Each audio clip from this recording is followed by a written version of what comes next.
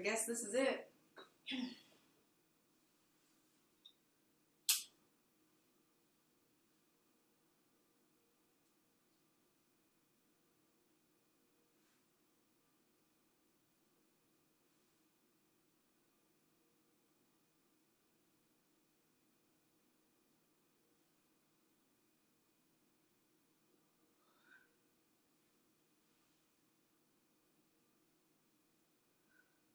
Shit.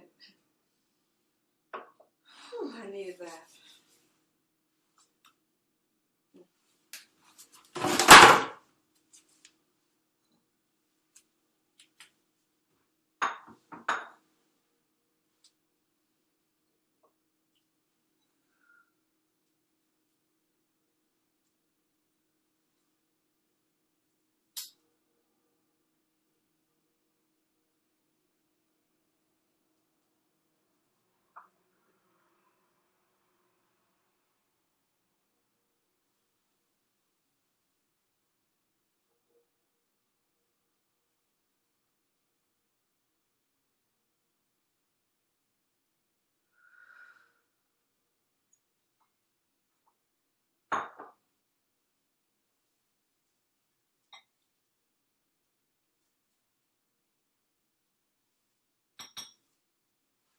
That's for you, little homie.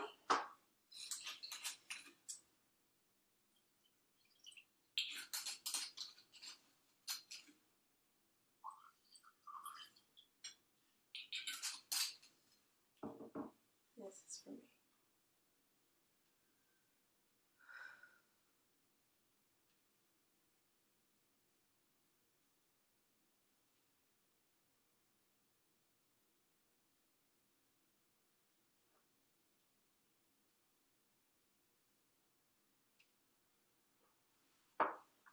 Whew.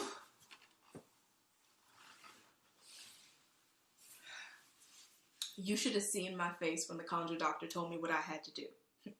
What? Where? Who? My head was spinning, my notebook pages flying, my little pencil could hardly keep up. My palms got all sweaty and my head started to spin from the tobacco and the myrrh smoke. Questions were asked, bones were shook, directives were given that ultimately led to about 3 weeks worth of protection prayers, white baths, a weekend spent wiping down any and everything with Florida water, and burning so many blocks of camphor that it looked like my apartment had entered a cloud, and a few other things. But those are secrets. Today is the last day. The end of it all. Or really the beginning. It's been time for this. At least a year. Maybe even 2. But you can tell me nothing, man. I was in love. Soon to be engaged to an adoring but unfaithful Aries.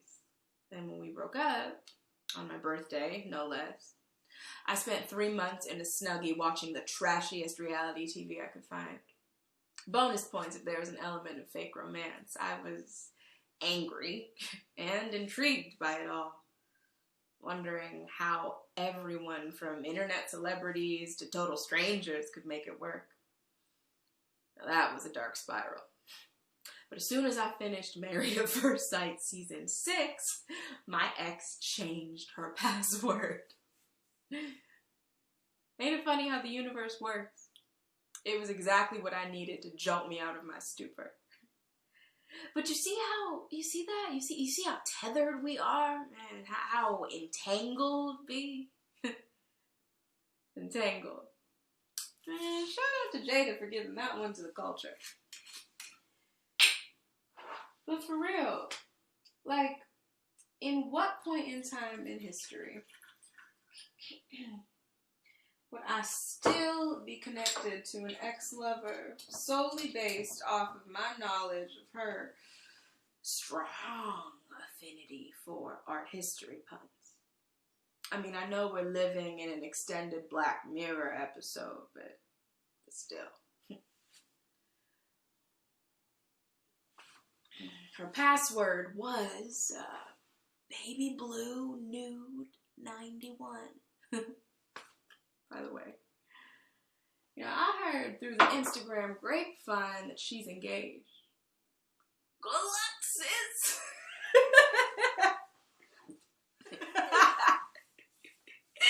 Oh, let me stop, man. But we are not here to talk about the ghosts of pussy's past, now are we? Now, ghosts, on the other hand, that's more my speed these days. Because, see, lately I've been on my Angela Bassett a la American Horror Story steez, you know? Okay, alright, I mean, maybe not that intense, but still. You see these bags? Lately I've been resting, but it ain't been all that peaceful. That's why I went to go see the conjure doctor. I mean, she came highly recommended from a friend of a friend who needed a little assistance getting her baby daddy to pay child support. Now, let's just say he's paying on time and a little extra these days, okay? But me, I mean, my shit wasn't even that complicated. I just couldn't get this ghost, this spirit, this presence to leave me alone. There was a whole lot of paranormal activity going on up in here. I mean, it got so bad that I wasn't really sleeping. More like rest in my eyes. It's my grandma, Ma D, used to say. Ma D. What a lady. So fly. Fresh silk press and perfectly painted nails until the day she died, man. A Scorpio to the core. I miss her. But for real, black folks don't really be sleeping all that good. Between the trauma and the spirits, I mean, most of us are just high-functioning insomniacs.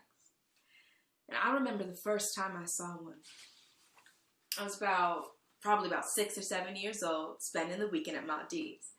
Now, the weekends were my mother's time to attend to the arduous task of trying to find me a stepfather.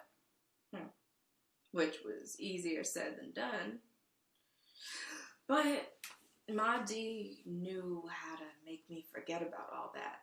She had all the candy, cable TV, and fried chicken that my little heart could want. But one night it was different. And I don't know what scared me more when it happened. The fact that her face was just as little and chubby as mine. Or that when I screamed, she screamed too. Except nothing came out. It was like one of those silent movie screams. And when I tell you I ran, almost leaped down the hall to Ma D's room. What a sight. Man, the both of us in sponge rollers kneeling at the side of my bed, Ma D's soft hands gripping my face, which was dripping with praying oil, telling whatever was in my room to go on and leave me be. That was the first of many times.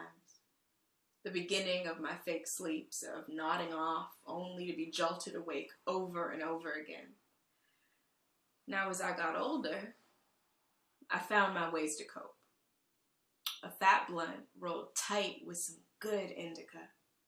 3 old fashions with extra cherries. And of course a good fuck. I mean, all 3 could put me under for a blissful 8 hours. And never sleeping alone.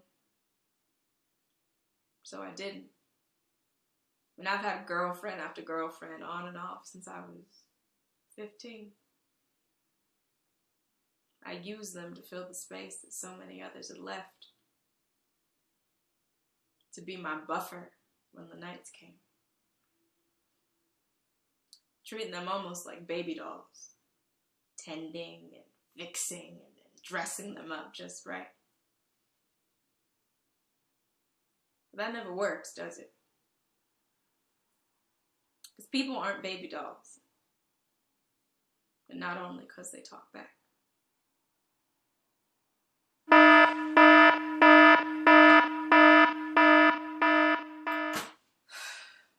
It's time.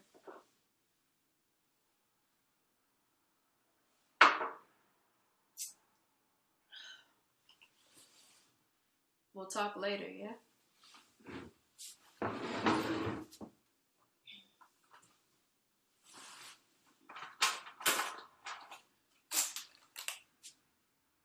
No one said giving up your ghost was easy, did they?